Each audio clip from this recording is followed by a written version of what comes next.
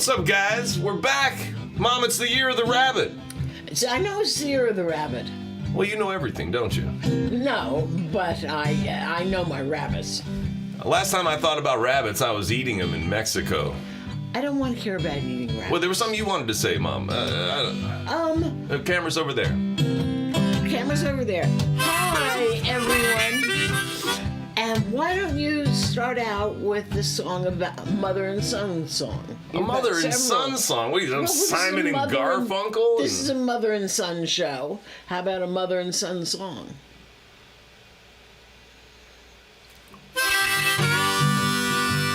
Well, it's funny you should mention that. I'm actually working on one in the next show, so let's give it a shot. You ready? Yeah. Well, you can get whisked away. You can get married on the side. You can have him all night and straight through breakfast time. But when it comes to big decisions, you know who's number one. Don't come between a mother and son.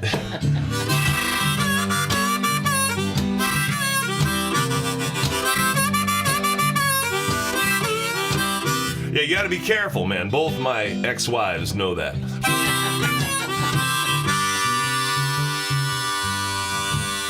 You can fall in love, you can break his heart, you can keep that romance going till it's okay to fart, but don't blame you one bit, and that's a lot of fun, but don't come between a mother and son.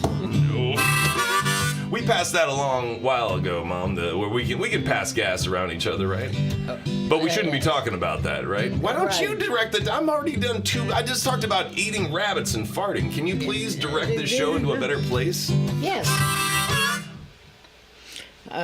Direct right now? No. Mother and son song? Direct when you feel like it. No, there's more. There's more. I want to hear more of the mother and son song. Oh, when you get divorced, well, he'll be right by my side.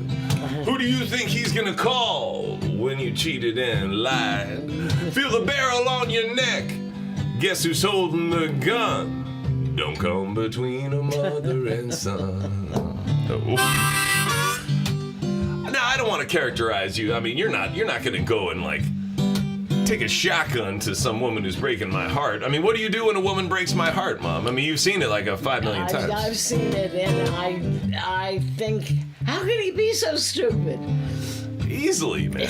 I don't know. It's because women are beautiful. Smart about everything. All I do is see them and see how nice they are and how much I want to love them, and then a few months later I don't realize what's happened to me. Because I've been changing, I've been becoming what they want me to be, and what they want me to be is never who I am. But I really want to love them, and I want to be what they want me to be, so don't come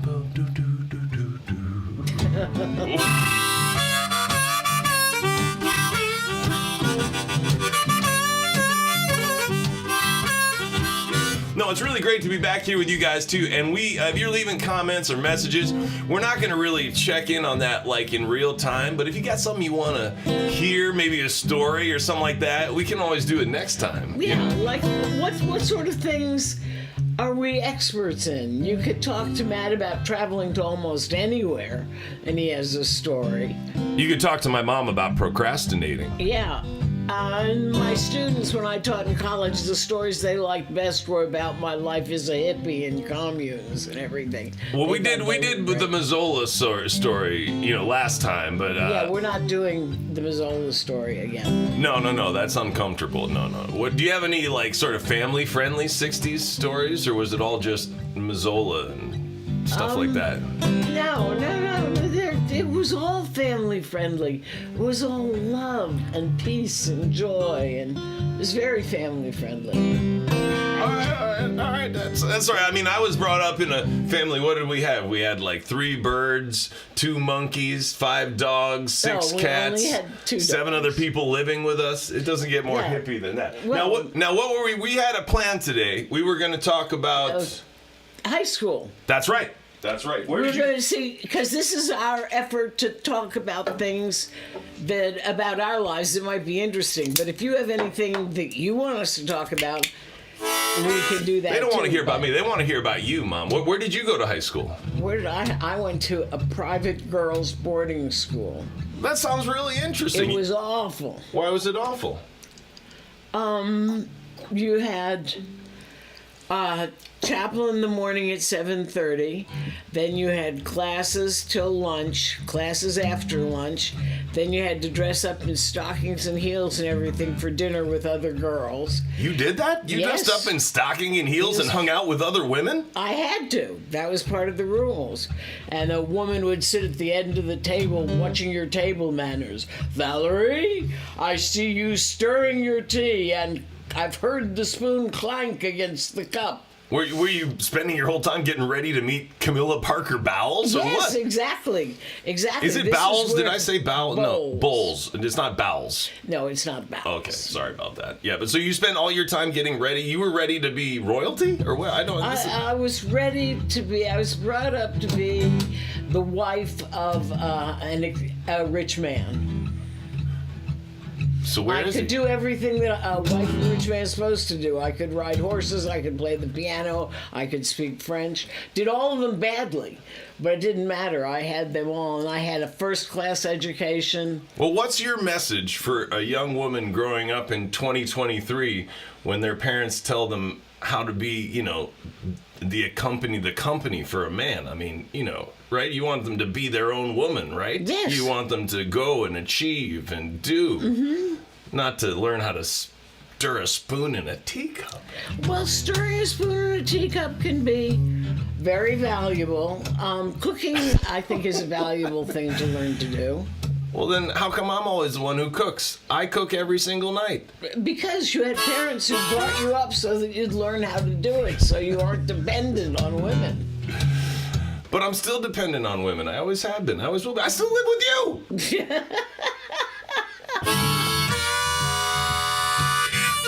Well, anyway, I didn't get brought up to become, the Queen No. of England's consort or something No, like that. you man. got brought up to think for yourself, and you really did. But you did it too much in high school. High school was when you were such a great little kid, such a cute little kid, so ambitious. No. We're not going to start this whole thing. You were such a great boy. What happened? I'll tell you exactly what happened. What happened? All right. I was such a good boy. The big blue eyes and the blonde hair, and I had, You were smart. Yeah, but that's a problem. When you're smart, that's not good. That's not good. You lose a lot of friends. Well, I People don't like remember when you. That's went not to a high good school, thing. You said, "Mom, don't tell them I'm smart." And I said, "Matt, they're going to figure it out." And you said, "No, they won't." And you went 2 years pulling the wool over their eyes. You didn't manage to fail 9th grade math. Well, I've used all my intellect to pull the wool over people's eyes. That's what I do. You know what I mean? No. I think everybody's got something that they're good at. It's just that for me, I just always stuck out a little bit. You know what I mean? But I had a couple of friends. I had, a couple of other sort of nerdy friends, and everything was good. And then you pulled us out of that cozy situation and took us to New Jersey. We're not going to go into the details of that, We're not right? going into details, But I'm trying to right. explain to you what But happened to you me in have high lived school. in New Jersey, yes, and that was. And so, I go to New Jersey and everybody starts calling me Maddie. I don't like it when people call me Maddie. I know that. It's a problem. So we took off from New Jersey and we went to Michigan. Moved again. Moving twice when you're 14 is tough. And I remember I didn't want to be a baseball player anymore, but I didn't want to be smart more than anything. That was the worst possible thing to be, because then nobody would like me. So I decided that instead of a baseball player, instead of a jock, I would go out and become one of those people that smoked cigarettes in the woods behind the high school, because they looked pretty cool wearing a Megadeth t-shirt and such. Oh dear, and that's when it all started to go wrong. Right. From the beautiful little boy who made everyone happy to a boy who wanted to be a dropout more than anything else. Well, everybody's got, sometimes being a dropout is like the coolest possible thing when you're 15. I mean, nothing looks cooler than being an adult when you're 15 or 16. That's what every 15 or 16 wants to be, is an adult. But it doesn't look like it when you're 25 and you look back and you don't have a high school diploma and you're trying to do something with your life. Or when you're, my age and living with your mom and wondering what would have been different if you would have pulled yourself together earlier. Yeah. God, this show's depressing, man. Anyway, so we wanted to get back to high school, so I was just trying to paint the picture. So I went out there and I smoked cigarettes with those guys in the high school woods, and then I started drinking and doing all the things that the people in the woods do. We all know what they do. And let's not mince words. You not only smoked cigarettes with them, you became the provider of cigarettes. Okay. Were we going to try to leave that part out? You were the cigarette man. I mean, is the statute of limitations already passed, or am I still? The statute of limitations is passed. I mean, this is probably more. So can I tell you? Okay. Well. Yeah, when I was a kid and that's how I became the cigarette man. The cigarette man was the coolest guy in the world. See, I worked for Myers, which is like the Midwestern Walmart, right? Yeah. And one of the jobs you could do when you worked in the bottle return was go out and take the shopping cart, and you could pick up the damaged items in the grocery, and you put them in the cart, and then you put them in the back of the store. So I was 14 years old and looking for trouble, and I realized one day that there were cartons of cigarettes right out in the aisle. This is a long time ago, you know what I mean? And I took the carton of cigarettes and I held it out and I dropped it on the floor and it broke. And there were packs of cigarettes falling. I thought, well, it's broken. I better put it in the shopping cart. And I put it in the back of the thing, and then I put that into my clothing. And then I guess I was shoplifting. I guess that's the truth. And so I was shoplifting cigarettes from Myers, and then I was selling them out of my locker for $1 a pack, which was a bargain. I mean, I really thought that was a win-win. You know what I mean? Myers had more than enough cigarettes to spare. Kids needed to smoke for $1. You know what I mean? And I was getting them quite cool. I'm not talking about bargain brand. I was talking about like Marlboro Reds, Camels, all that kind of. Why did you make me tell this story? All I'm talking about eating rabbits and farting and stealing? I'm just making me look like a terrible person. No, you were adorable, but very, very, very absent-minded. Yeah. A trait that is with you till this day. Let me tell my favorite story. One day I said, Matt, it's time to walk the dog. It was night. And he said, fine, Mom. And I heard the back door close. And I looked over, and the dog was lying on his rug in front of the fire. And about 10 minutes passed, and then I heard Matt come back in.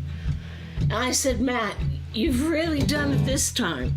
You've walked the dog without the dog. And you said, dang, I knew there was a reason I was out there. And it's true to this day. And this is the song to prove it. Yeah. I'm a little spaced out. I forget all the little things. Some people think the little things matter. Yes, I'm the guy who has to borrow your pen and then says, can I have a piece of paper? It's the dopey smiling days, Glaze. I wore 500 days to high school. Oh, I did it all too young, but don't have pity on me. Said I'm enjoying life a little spaced out. I realize, Mom, that's a little bit dated. Nobody really uses pen and paper anymore. I'll have to update that maybe for like, I'm spaced out and I... But I asked to borrow your computer. That whole verse has to go. When I was a child, my mama shook her head and smiled. She said, you're getting into this too early. She said, son, here's a plan. Wait until you are a man, and then do everything until you're 30. But not the dopey smiling days, Glaze, you're wearing these days to high school. You're doing it all too young, that's what my mama mama said to me, but I'm enjoying life a little spaced out.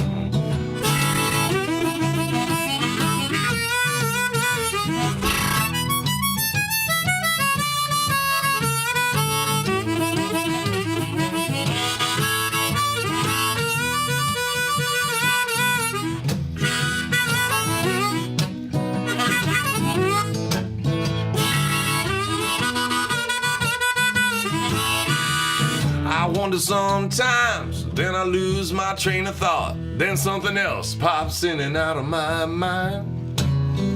There another thought goes, back of the eyes, out the nose. But baby, everything's still gonna be fine.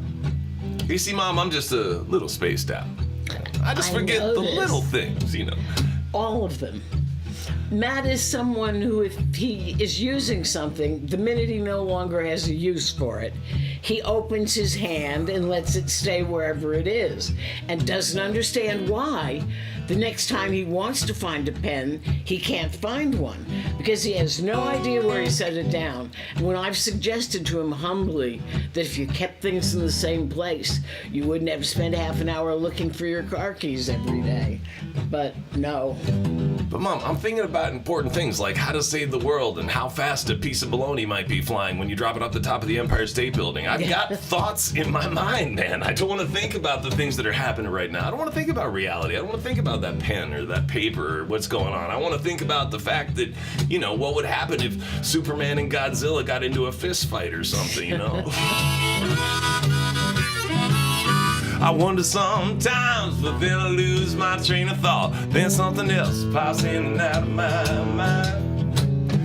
There another thought goes, back of the eyes, out the nose. But baby, everything's still gonna be fine.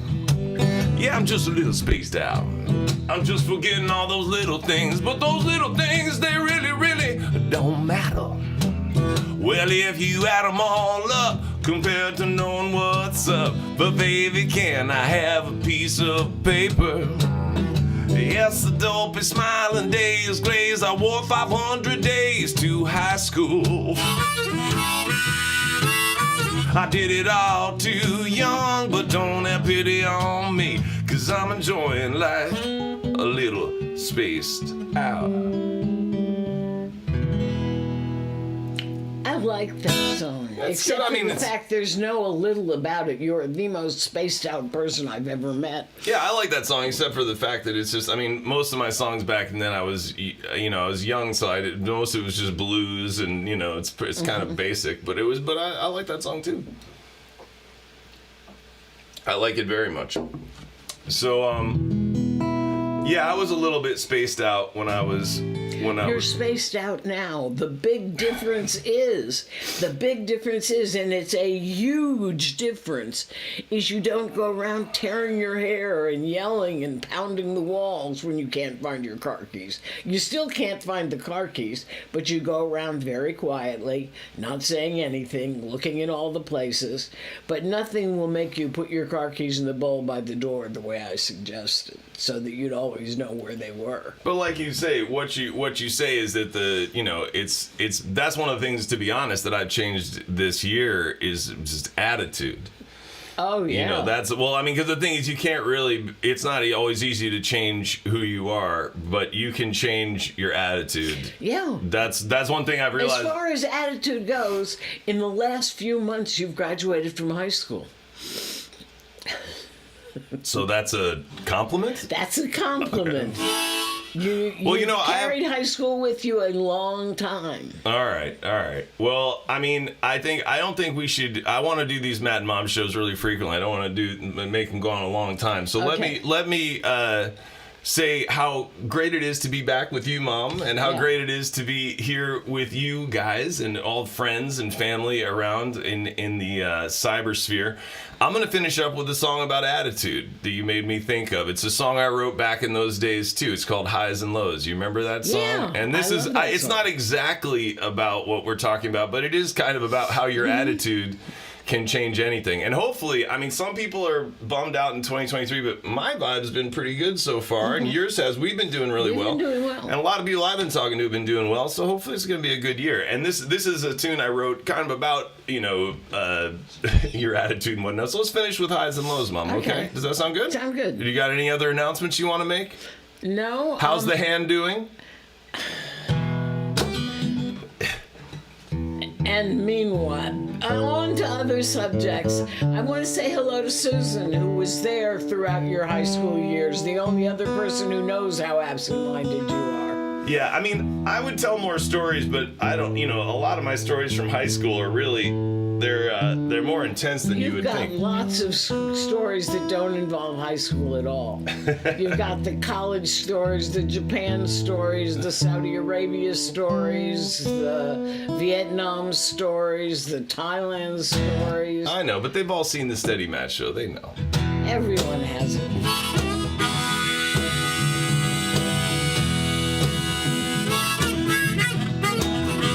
It can all be good. It can all be bad. Don't underestimate your point of view. You can make things good.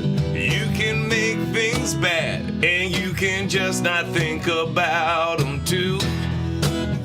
You can have a bad back and send your dinner back, but just let it go. Life is only a bitch when it's too easy to switch from high to low. You can make a day last, you can make a day pass, or you can make that clock run fast or slow. You can make the game fun, you can wish it'd be done, you can just pack up your things and go. Oh, don't go, Mom. That cut's just a scratch. Those socks, they almost match. It was a tie. Life is a bowl of sweet time when it's too easy to climb from low to high.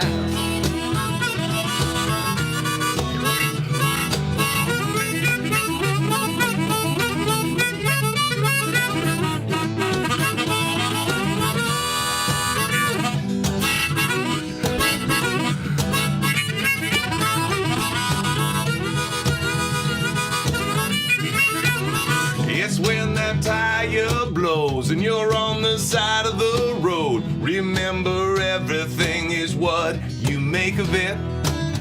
And that there is no good, and that there is no bad. Yeah, people say there is just for the sake of it.